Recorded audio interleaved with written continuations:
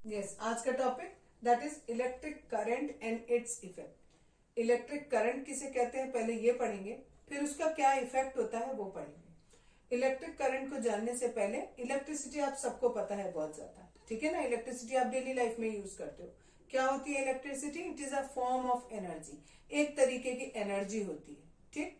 अच्छा, जो साउंड होता है, जो लाइट होता है, ये भी सब फॉर्म ऑफ एनर्जी है, ठीक है। एक फॉर्म से दूसरी फॉर्म में ये एनर्जी कन्वर्ट होती रहती है होल डे, ठीक। पूरे दिन में एक से दूसरे फॉर्म में एनर्जी चेंज होती रहती है। अब मैं बता रही हूँ इलेक्ट्रिक करंट। इलेक्ट्रिक करंट किसे कहते हैं? It is a flow of charge. Charge किस तरीके का? चार्ज आप लोगों ने नहीं पढ़ा अभी तक। चार्ज हमारे दो तरीके के होते हैं, एक पॉजिटिव चार्ज होता है, एक नेगेटिव चार्ज होता है, ठीक। पॉजिटिव चार्ज को हम कैटायन भी कहते हैं, नेगेटिव चार्ज को हम एनायन कहते हैं, और खाली अगर आपको चार्ज बोला जाए तो उसको हम आयन बोलते हैं। अभी तक आप लोगों ने ये पढ़ा है, जैसे आपने पढ़ा सोडियम, ठीक है, sodium is a metal. Sodium का आपने आयन का नाम नहीं पढ़ा, सोडियम आयन आपने नहीं पढ़ा। सोडियम के ऊपर प्लस का आयन होता है, यानी इस पे प्लस चार्ज होता है। ऐसे ही जो क्लोरीन होता है, क्लोरीन पर माइनस का चार्ज होता है। तो ये हुआ क्लोरीन का एन आयन और ये सोडियम का हुआ कैट आयन, ठीक है। तो जब किसी भी तार में ये प्लस वाले या माइनस वाले चार्ज या आयन्स फ्लो करते हैं, मीन्स आगे आगे बहते रहते हैं, तो उसे हम कहते हैं इलेक्ट्रिक करंट, ठीक है। इतना क्लियर हो गया। अब एक चीज हमें पढ़नी है, that is called electric circuit. Electric circuit, ठीक। इलेक्ट्रिक सर्किट किसे कहते हैं पहले डेफिनेशन बता रही हूं आपको। The arrangement where an electric current flows in a conductor when it is conducted to a source of electric current is known as electric circuit। अगर आपने सपोज ये एक लिया सोर्स, सोर्स किस चीज का लिया? इलेक्ट्रिसिटी का, ठीक है। इलेक्ट्रिसिटी का सोर्स लिया, ठीक, या इलेक्ट्रिक करंट भी लिख सकते हैं यहां पर। इलेक्ट्रिक करंट का सोर्स लिया मीन्स, अगर सपोज आप अपनी भाषा में समझोगे तो दैट इज एक बैटरी ले ली हमने। इस बैटरी को हमने एक इलेक्ट्रिकल अप्लायंस से जोड़ दिया। Suppose this is a bulb, हमने इस बल्ब से इसको जोड़ दिया, और किसके थ्रू जोड़ा? ये वायर के थ्रू जोड़ दिया, इधर से जोड़ा, और दूसरा सिरा इधर से जोड़ने जा रहे हैं। उससे पहले हमने क्या किया, यहाँ पर एक स्विच लगा दिया। दिस इज अ स्विच, ठीक है। तो ये पूरा का पूरा जो हमने पाथ बनाया है, इस पूरे पाथ को हम इलेक्ट्रिक सर्किट कहते हैं, ठीक है। यानी इलेक्ट्रिक सर्किट क्या होता है? ये एक ऐसा अरेंजमेंट है जिसमें इलेक्ट्रिक करंट फ्लो कर रहा है, किसके थ्रू? कंडक्टर के through. This is our conductor, ठीक है। Electric bulb is our conductor, ठीक, विच इज कनेक्टेड, किससे कनेक्ट है? To the source of the electric current. एक सोर्स ऑफ इलेक्ट्रिक करंट से कनेक्टेड है। सिंपल भाषा में, अगर आप एक बैटरी को एक किसी भी इलेक्ट्रिक अप्लायंसेस से जोड़ देते हो, तो जो आपका ये पाथ बनता है, जो आपका रास्ता बनता है, इस रास्ते को हम इलेक्ट्रिक सर्किट कहते हैं। इसमें क्या क्या जरूरी है?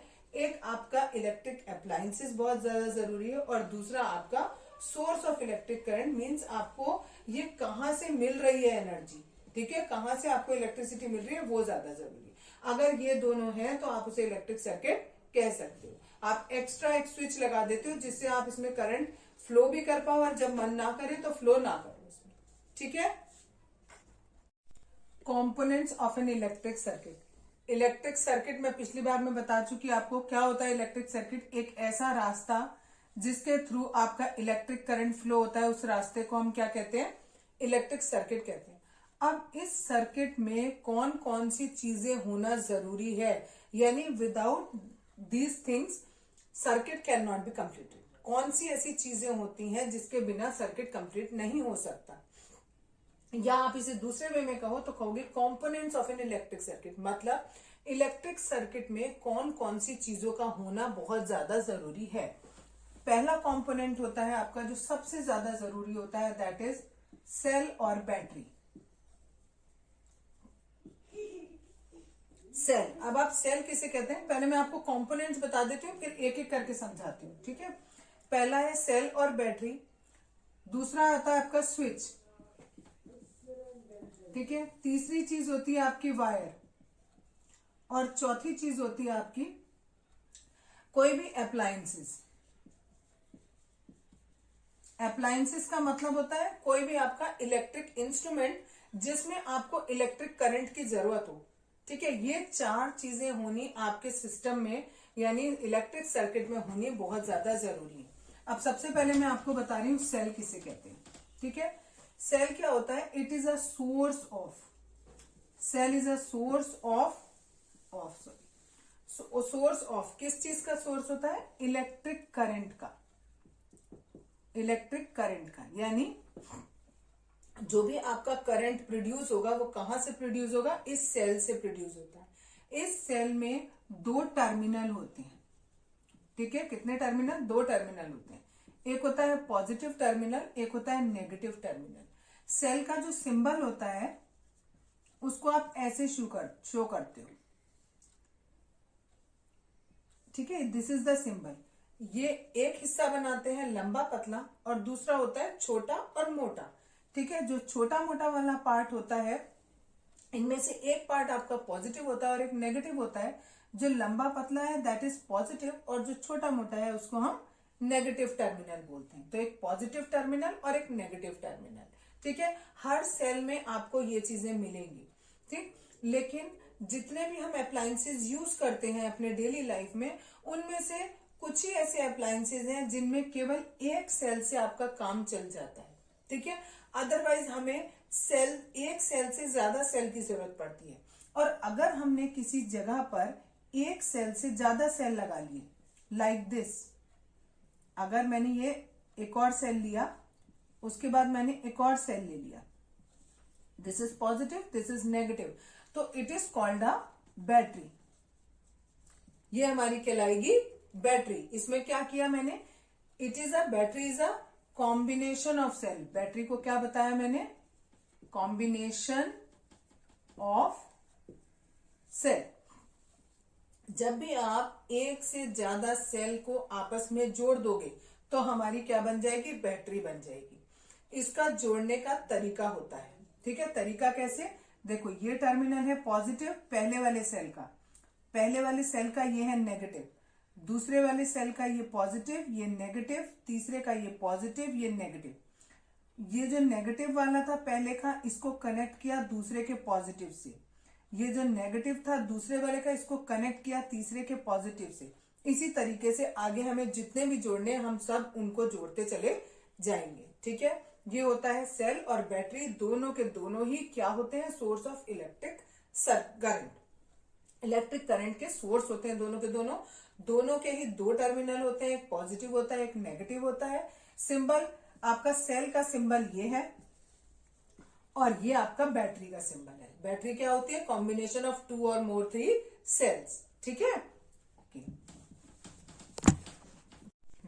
अब दूसरा कंपोनेंट है स्विच। स्विच किसे कहते हैं? स्विच एक ऐसा इंस्ट्रूमेंट होता है आपका जिसके थ्रू आप जो सर्किट है उस सर्किट में जो करंट फ्लो हो रहा है उस फ्लो को आप रोक भी सकते हो और चालू भी कर सकते हो। नॉर्मली आपके सबके घरों में स्विचेस लगे होते हैं। अगर आपको कहीं पर करंट का फ्लो नहीं चाहिए तो आप उस स्विच को ऑफ कर देते हो और अगर चाहिए होता है तो उस स्विच को ऑन कर देते हैं। ठीक है, इस स्विच का दूसरा नाम आपका की भी होता है। ठीक है, जस्ट सपोज करो कि ये आपका कोई एक बल्ब लगाया मैंने, ठीक है, यहां पर मैंने एक बैटरी लगा दी, यहां पर मैंने एक स्विच लगा दिया। ठीक है, इतनी चीजें मैंने कर दी और ये स्विच है। अगर ये ओपन रहेगा, ठीक है, स्विच हमारा कैसा है? अगर हमारा ऑन पोजीशन में दो पोजीशन हो सकती है स्विच की, ऑन या ऑफ।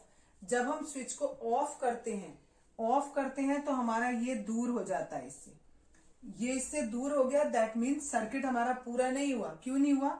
यहां से करंट गया, इधर पहुंचा, इधर पहुंचा, इधर पहुंचा, यहां पहुंचा, यहां तक तो आया, बट ये कंटिन्यू नहीं हुआ, तो हमारा जो बल्ब है वो ग्लो नहीं करेगा।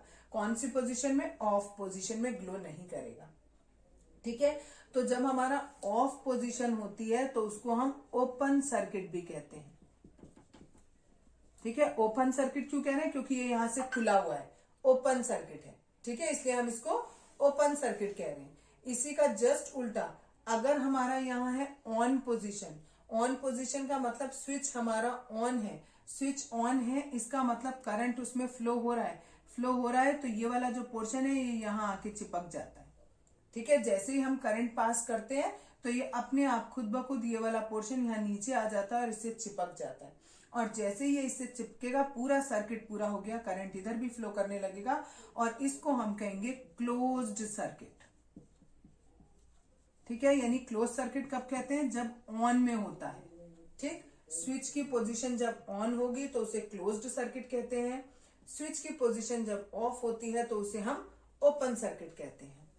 तीसरी चीज जो हमारी बहुत ज्यादा जरूरी है इसमें, दैट इज अप्लायंसेस। अप्लायंसेस से पहले आप वायर ले लो, wire is also very important, आपकी बुक में हाँ दिया है। ठीक है, कंडक्टिंग वायर कह लो या इसे वायर कह लो खाली। ठीक है, अभी आपको ये ऐसे बनाया था मैंने कि यहां पर मैंने आपको एक बल्ब का स्विच बना दिया। ठीक है, एक यहां पर बैटरी लगा दी या सेल लगा दिया, एक यहां पर स्विच लगा दिया। अगर मान लो मैं ये तार ना लूं, ये तार नहीं लूंगी तो इस बैटरी को इस बल्ब से कैसे कनेक्ट करूंगी, इस बल्ब को इस स्विच से कैसे कनेक्ट करूंगी, कनेक्शन नहीं हो पाएगा। तो ये वायर्स बहुत ज्यादा जरूरी है। ठीक है, अभी एक आप एग्जाम्पल भी बताऊंगी कंडक्टिंग वायर का। अभी यहां पर केवल इतना समझ लो कि कंडक्टिंग वायर के बिना आपका सर्किट पूरा नहीं हो सकता। Last is appliances. अप्लायंसेस में हमने एग्जाम्पल लिया, सपोज बल्ब का एग्जाम्पल ले रहे हैं, वैसे आप कोई सा भी ले सकते हो। ठीक है, कोई भी ऐसा इलेक्ट्रिक इंस्ट्रूमेंट जो आपका चल रहा हो, जिसमें आपको करंट की जरूरत हो। तो आपने बल्ब लिया, बल्ब के अंदर just suppose this is the shape of the bulb, bulb के अंदर आपके इस तरीके के दो वायर होते हैं और इनके बीच में ऐसे वायर लगा होता है। इस वायर को हम फिलामेंट बोलते हैं। ठीक है, जब हम यहां से कनेक्ट करते हैं, एक इनमें से पॉजिटिव से कनेक्ट होता है, एक नेगेटिव से कनेक्ट होता है। जैसे ही करंट इसमें आएगा, इस पूरे तार में फ्लो करेगा, ये तार गर्म होगा, गर्म होकर ये ग्लो करने लगेगा और बल्ब आपको जलता हुआ दिखाई देगा। अगर ये फिलामेंट हमारा कहीं से भी ब्रेक हो गया, ठीक है, तो इसका मतलब हमारा जो बल्ब है वो क्या हो गया, फ्यूज हो गया, हमारा बल्ब फ्यूज हो गया और अब ये नहीं जलेगा। तो ये फिलामेंट जो है ये बहुत ज्यादा जरूरी है हमारे लिए, किसी भी बल्ब के लिए। बल्ब में ये फिलामेंट होता है, पतला सा वायर होता है। ठीक है, और जब ये गर्म होता है तो ये ग्लो करने लगता है, तब हमें बल्ब ऐसा लगता है जलता हुआ दिखाई देता है। ठीक है, तो ये चारों के चारों कंपोनेंट आपके इलेक्ट्रिक सर्किट के होते हैं। Circuit diagram. ठीक है, सर्किट डायग्राम हम किसे कहते हैं, अगर हम क्या करें, पहले कल मैंने आपको बताया था एक इलेक्ट्रिक सर्किट। ठीक है, इलेक्ट्रिक सर्किट में मैंने बताया था आपको कि जैसे सपोज आपने यहां पर एक बल्ब बना दिया, यहां पर एक बैटरी बना दी, यहां एक स्विच बना दिया। ठीक है, अगर सपोज आपको ये कह दिया जाए कि यहां पर लिटरली आप स्विच का डायग्राम बनाओ, ठीक है, यहां पर आप पूरा सेल का डायग्राम बनाओ, दैट मीन्स आप ऐसे बनाओ, पूरा ये सेल है, ये टर्मिनल इधर, ये टर्मिनल इधर, यहां पर पूरा बल्ब का एज इट इज फिगर, जैसा बल्ब होता है ऐसा पूरा फिगर आपको बनाना है। ठीक है, और यहां पर आपको मैंने स्विच बताया, तो सपोज स्विच हमने इस तरीके से बोर्ड पे स्विच होता है, हमने वो स्विच बना दिया। तो अगर हमें इस तरीके से कोई डायग्राम बनाना हो तो हमारे लिए बहुत ही मुश्किल हो जाएगा, क्योंकि ये तो बहुत इजी सा डायग्राम है। ठीक है, जब आप बड़ी बड़े अप्लायंसेज होते हैं आपके, तो उनके अंदर जो सर्किट डायग्राम होता है वो बहुत ज्यादा कॉम्प्लिकेटेड होता है, तो उसको आप बहुत मुश्किल से बना पाओगे अगर आपको सबके एक्चुअल डायग्राम बनाने पड़ेंगे। तो हम क्या करते हैं, हम इसी जो हमने सर्किट डायग्राम, ये जो सर्किट डायग्राम बनाया, इस सर्किट डायग्राम में हम क्या करते हैं, यहां पर जैसे आपका बल्ब है तो एग्जैक्टली बल्ब की फिगर ना बनाकर हम बल्ब का सिंबल बना देते हैं। ठीक है, यहां पर हम स्विच ना बनाकर स्विच का सिंबल बना देते हैं, यहां पर हम सेल ना बनाकर या बैटरी ना बनाकर उसका सिंबल बना देते हैं। तो आप अगर एक ऐसा डायग्राम जिसमें आपने जितने भी आपके कंपोनेंट्स थे, इन कंपोनेंट को हम एलिमेंट भी कहते हैं, कंपोनेंट को हम एलिमेंट भी कहते हैं, एलिमेंट ऑफ सर्किट। जितने भी एलिमेंट्स थे उनको अगर हम सिंबल के द्वारा रिप्रेजेंट कर दें तो उस डायग्राम को हम सर्किट डायग्राम कहते हैं। ठीक है, तो यानी जो कल मैंने आपको बताया था दैट इज इलेक्ट्रिक सर्किट, ये इलेक्ट्रिक सर्किट ही है, लेकिन बस इसमें हमने क्या किया जितने भी हमारे कंपोनेंट्स थे उन सब का हमने सिंबल रिप्रेजेंट कर दिया। ठीक है, अब हर एक का सिंबल आपको पता होना चाहिए। जैसे अगर हमारे पास है सेल, तो सेल का सिंबल ऐसा होता है लाइक दिस। ठीक है, ये वाली जो लाइन होती है वो पतली होती है और लंबी होती है, और जो दूसरी लाइन होती है वो छोटी और मोटी होती है। तो ये प्लस और ये माइनस। सेल का सिंबल बताया मैंने आपको इस तरीके का होता है, एक ये लंबा पतला होता है, ये पॉजिटिव टर्मिनल होता है, ये मोटा छोटा होता है, ये नेगेटिव टर्मिनल होता है। ठीक है, अगर मुझे बैटरी का सिंबल बनाना है, ठीक है, अगर मुझे बैटरी का सिंबल बनाना है तो मैं क्या करूंगी, ऐसे लंबे पतले 2 3 बना दो। ठीक है, थोड़ा थोड़ा स्पेस देके 2 3 बना दो, और एक तार यहां से और एक तार आपने यहां दिखा दिया, यहां पॉजिटिव और यहां नेगेटिव। तो ये हमारा कॉम्बिनेशन ऑफ सेल हो गया, इट इज कॉल्ड बैटरी। ये हमारा बैटरी का सिंबल हो गया। अब आते हैं स्विच पर। ठीक है, पेपर में ऐसे पूछ सकते हैं कि इसका बैटरी का सिंबल बना के बताओ, या उल्टा पूछ सकते हैं, ये सिंबल दे दिया, पूछेंगे आपसे कि बताओ किसका सिंबल है ये।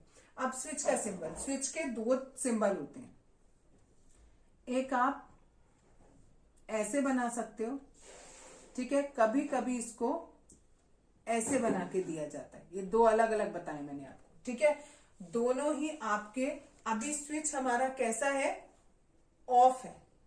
ठीक है, ऑफ है। क्यों ऑफ है, क्योंकि ये कनेक्ट नहीं है, यहां पर कनेक्शन नहीं है, इसलिए स्विच हमारा ऑफ है।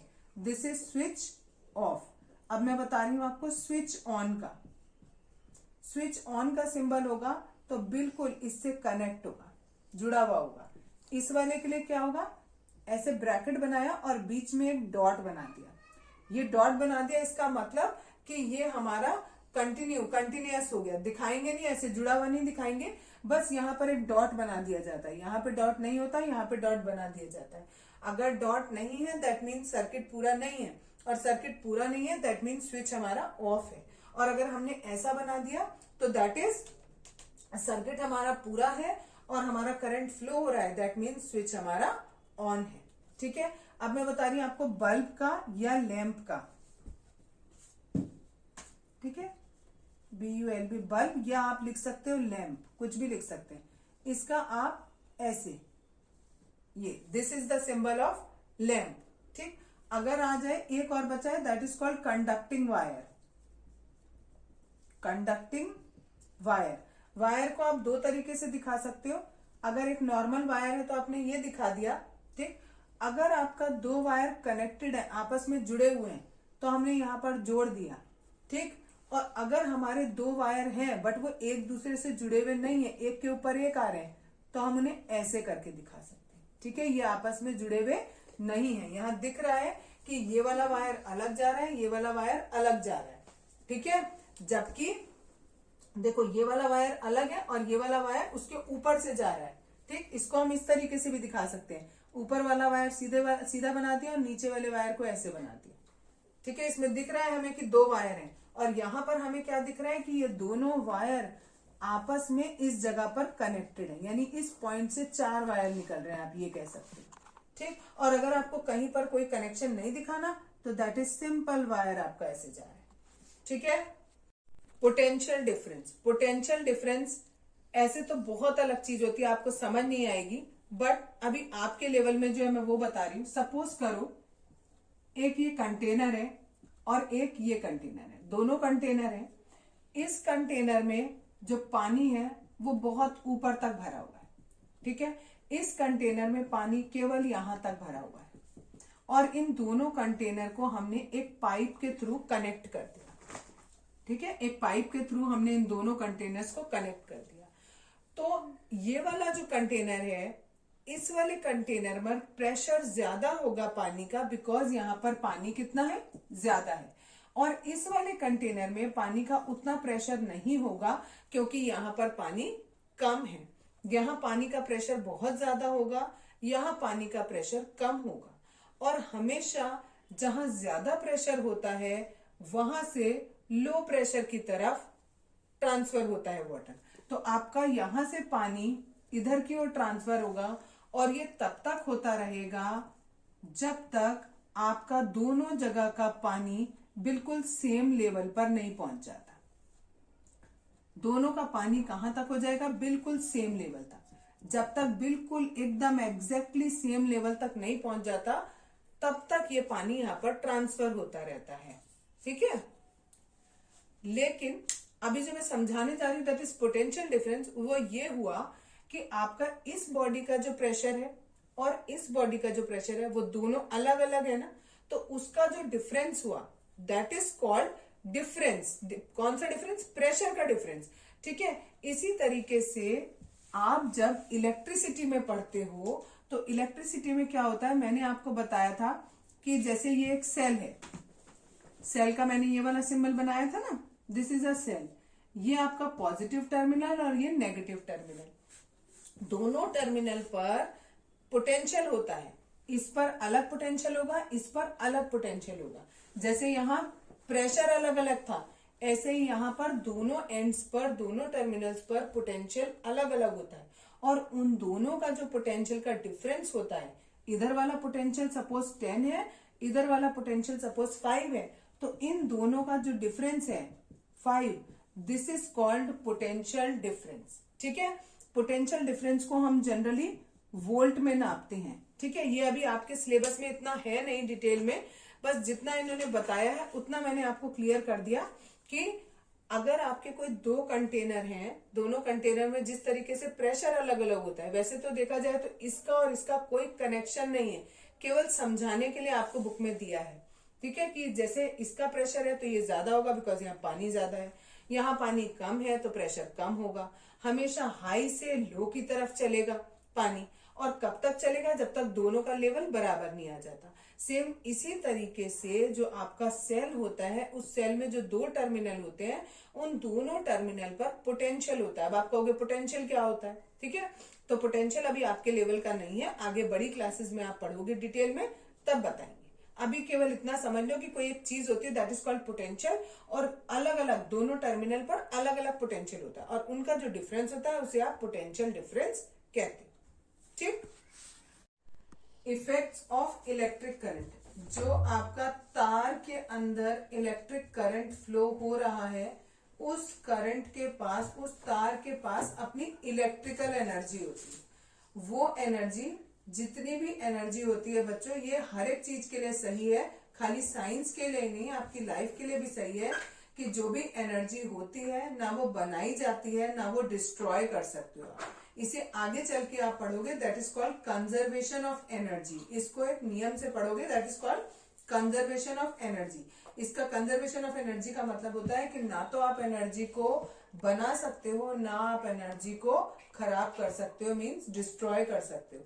केवल एनर्जी का एक फॉर्म से दूसरे फॉर्म में ट्रांसफर होता है। ठीक है, तो अभी मैंने आपको बोला है जो इलेक्ट्रिक करंट है, यानी जो आपके पास तार है, उस तार में आपके पास इलेक्ट्रिकल एनर्जी होती है। ठीक है, अब हमें इसका पढ़ना है कि ये जो इलेक्ट्रिकल एनर्जी थी या जो करंट, तार में करंट फ्लो कर रहा था, उसका इफेक्ट क्या होगा।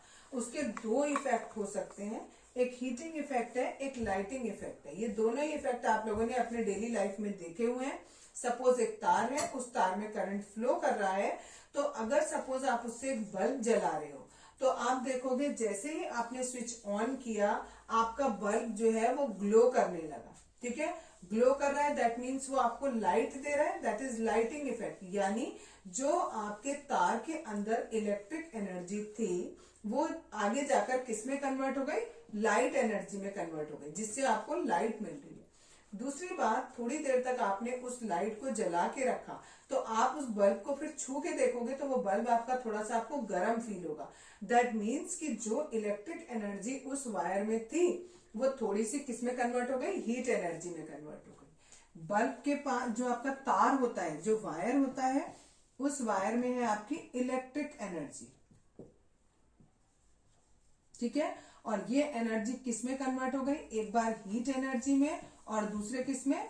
लाइट एनर्जी में। यानी यही एनर्जी इन दो पार्ट्स में डिवाइड हो गई, एक हीट एनर्जी और एक लाइट एनर्जी। इसी को हम कहते हैं हीटिंग इफेक्ट और लाइटिंग इफेक्ट। ठीक है, क्लियर है इतना? और एक चीज सुनो, जो आपका जो वायर होता है उसमें जितनी ज्यादा हीट जेनरेट होगी अच्छा एक चीज उससे पहले एक बताती हूँ।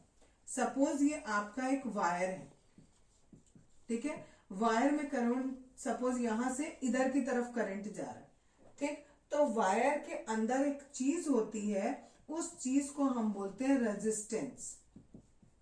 ये रेजिस्टेंस क्या करता है, इस करंट को चलने में रुकावट उत्पन्न करता है। ठीक है, यानी इस करंट को इस जगह से इस जगह तक जाने में ये रोकता है, रुकावट, रेजिस्टेंस बोलते हैं इसे।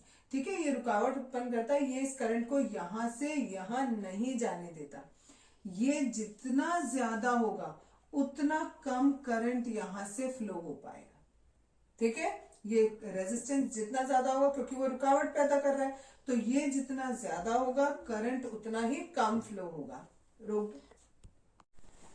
जितना ज्यादा रेजिस्टेंस होगा, ठीक है, उतना ज्यादा जो है offered by the wire to the flow of current, the greater would be the heat generated. जितना ज्यादा रेजिस्टेंस होगा उतनी ज्यादा हीट प्रोड्यूस होगी।